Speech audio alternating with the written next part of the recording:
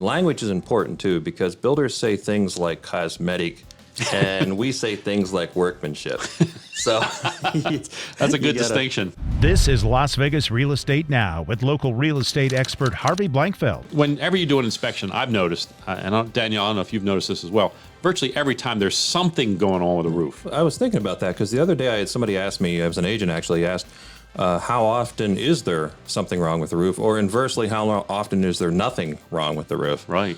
And I said, gosh, probably 20% of the time is there's nothing wrong with the roof. 80%. So yeah. Danielle said 75. You're saying 80. Yeah, I'm saying probably 80% of the time there's at least maintenance to do on the roof. Maintenance could be some cracked tile. It could be sealing up some flashings. It could be a missing cover, something like that. That's maintenance stuff. And then maybe half the time, though, there's maybe something more significant going on, more significant repair. It's a little bit more complicated than just looking at the tile, because the other question we get all the time, often from buyers, is how long does the roof last? And I have no idea. No, I'm sorry.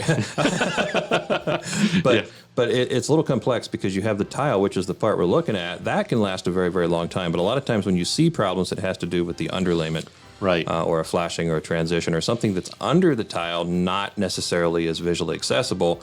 So the way you're going to see problems with that first, it'll show up, like you said, maybe in the attic or maybe even as a spot on the ceiling or something like that. Right. You may not know that you have, say, an underlayment problem until you have a leak. Let's talk a little bit just about new homes, too, because I know that's always a topic that I want to touch with a home inspector, because it's something people don't always consider when they're buying a new home, and it's something they need to be thinking about in terms of what you guys might discover. You guys do a lot of new home inspections, don't you? Yeah, a lot of people, more people are getting inspections on new homes now, just because the pace of everything is moving so quickly that by the time a builder is presenting a new home for delivery, it's probably not where you want it to be as far as being finished goes. Yeah. So we want to get in there and make sure everything is in place, the major things at least, and then pick up a list of things, to finish up. So the more things that you can get done before you take the keys, the more convenience kind of have. Not that you can't have them do something after the fact, but if you get it done before, it's a lot more convenient. The question we get a lot of times is what am I being too picky about? So right. People wonder that,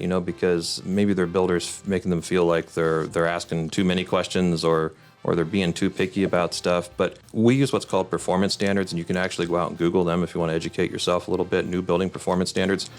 And it's pretty clear from the National Association of Home Builders and some other places exactly what should be in place, even as far as, say, paint or trim or fit and finish and things like that in the new home.